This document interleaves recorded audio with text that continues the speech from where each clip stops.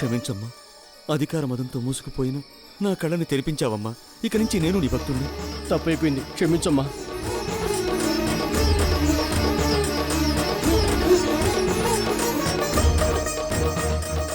నన్ను క్షమించమ్మా. అమ్మా, మా తప్పుల్ని క్షమించు. నీ దయవల్ల మాకు కూడా ఈరోజు అమ్మవారి దర్శనమైంది.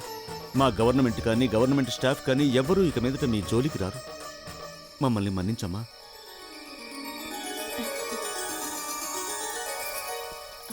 విజయ, చూసావా ఈ వెరితనం? మరింత మూర్ఖంగా ఉండకూడదు. విగ్రహాలు మాట్లాడడం, వరాలు ఇవ్వడం, గోపుర కలశాలు గాల్లోకి లేవడం ఇవన్నీ కథల్లోని మాటలు. వాటితో ప్రాణాలు ముడిపెట్టకూడదు. నేనే గోపురం ఎక్కి కలశాన్ని లేపాను.